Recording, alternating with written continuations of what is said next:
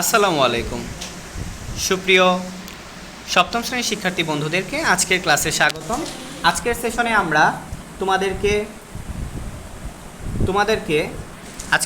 আমরা তোমাদের আগামীকালকের যে নির্দেশনা রয়েছে, রিয়েল নির্দেশনা যেটা বারবার বলছি, সেটা নিয়ে ডিসকাস করব।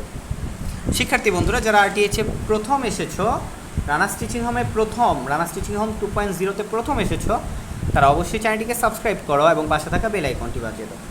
সতর্কবার্তা হিসেবে বলতেছি, যারা আমার ভিডিওটাকে সম্পূর্ণ ডাউনলোড করে আপনারা আপনাদের চ্যানেলে আপলোড করে দিচ্ছেন, তাদেরকে আমি কপিরাইট স্ট্রাইক এবং কমিউনিটি গাইডলাইনের আন্ডারে ফেলে চ্যানেলটিকে বাতিল করার জন্য ইউটিউব এবং বড় বড় ইউটিউব কমিউনিটির সদস্যদের সহায়তা নিব। তো সেই ক্ষেত্রে আপনারা আমার চ্যানেল থেকে কোনো ভিডিও ডাউনলোড করলে সেক্ষেত্রে আমি শাস্তিমূলক ব্যবস্থা গ্রহণ করব। তো শিক্ষার্থী বন্ধুরা, চলো আমরা আমাদের রিয়েল যেই নির্দেশিকা সেখানে চলে যাই। তোমাদের অনেককেই অনেক ফেক, অনেক ধরনের ভুয়া জিনিস দিয়ে বিভ্রান্ত করেছে। তো আমরা তোমাদেরকে রিয়েলটা দিয়ে সাহায্য করার চেষ্টা করছি। দেখো, এখানে বলছে কাজ 1, সাশ্রয়ী বই সঞ্চয় করি। জোড়ায় কাজের নির্দেশনা। ধরো তোমার বাসার জন্য একটি পড়ার টেবিল বানানোর চিন্তা করছো। টেবিলটি বিশেষ বৈশিষ্ট্য হচ্ছে এর দৈর্ঘ্য ও প্রস্থ সমান হবে, মানে দৈর্ঘ্য প্রস্থ সমান। সো তোমরা দেখতে পাচ্ছ যে এখানে আমরা দেখি দৈর্ঘ্য প্রস্থ সমান। টেবিলটি বানানোর খরচ তুমি তোমার প্রতি মাসে হাত খরচের টাকা থেকে সঞ্চয় করার মাধ্যমে সংগ্রহ করার সিদ্ধান্ত নিয়েছ।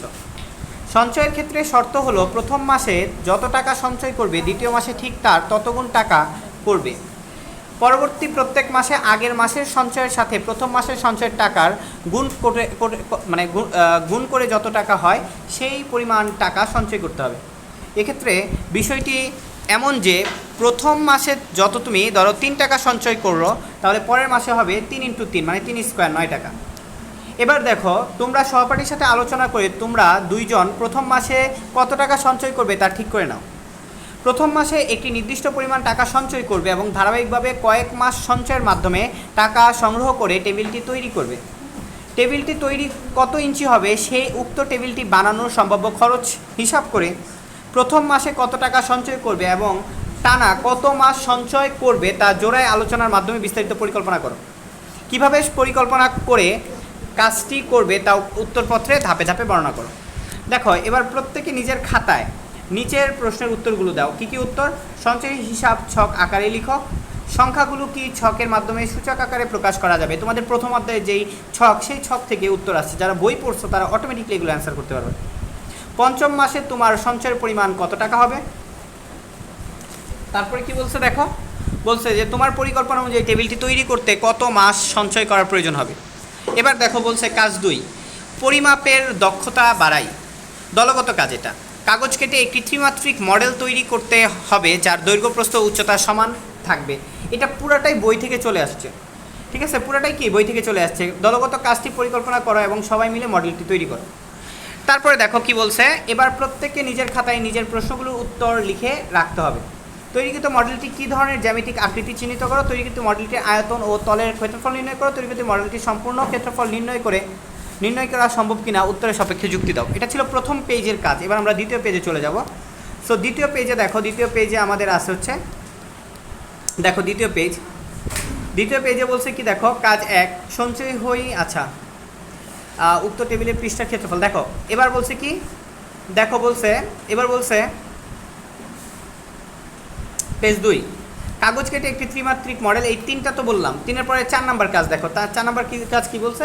সাশ্রয়ী হই সঞ্চয় করি। এই উল্লেখিত টেবিলটির একটি পৃষ্ঠের ক্ষেত্রফল ও দৈর্ঘ্যের মডেলটি একটি পৃষ্ঠের ক্ষেত্রফলের অনুপাত কত হবে?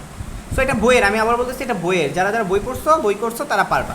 সঞ্চয় হই সঞ্চয় করি উল্লেখিত টেবিলটির সমগ্র ক্ষেত্রফলের সাপেক্ষে তৈরিকৃত মডেলটি সমগ্র তলের ক্ষেত্রফল শতকরা প্রকাশ করো। এবার দেখো, আমরা পরেরটা পাইছি, গাণিতিক সূত্র যাচাই করি। কাজ 1, দেখো কাজ 1-এ বলছে দলগত কাজের মাধ্যমে তৈরিকৃত মডেলের একটি পৃষ্ঠা কাগজ কেটে নাও। এবার নিচের সূত্রগুলো থেকে লটারির মাধ্যমে প্রাপ্ত একটি সূত্র বেছে নাও। তো এবার বেছে নিবা এবং কি বলছে, এরপর উক্ত কাগজটিকে রং করে একটি মডেল তৈরির মাধ্যমে সূত্র গুণ করো। অর্থাৎ কাগজের মাধ্যমে যে গুণ, এগুলো তোমাদের বইয়ের অনুসরণীর জিনিস, তোমরা জানো। অনুসরণীর কাজ, a + b² = a - b² + 4ab, a - b² = a + b² - 4ab, a² + b² = a + b² - 2ab। A square plus B square plus C square A plus B whole square A plus B plus C whole square minus 2 A B plus B C plus C A. So আশা করি তোমরা এখান থেকে করতে পারবা। 4 number বলছে কি দেখো, জ্যামিতির আকৃতি বুঝি ও পরিমাপ করি। একক কাজ 2 দেখো এর নির্দেশিকা। A4 সাইজের অথবা আয়তাকৃতির এক টুকরা কাগজ নাও, কাগজটি কর্ণ বরাবর কেটে 2টি অংশে ভাগ করে অংশগুলো চিহ্নিত করো। কাগজ কেটে নেওয়া অংশ 2টি ধরনের জ্যামিতি আকৃতি নির্দেশ করা, আকৃতি 2টি বৈশিষ্ট্য লেখো।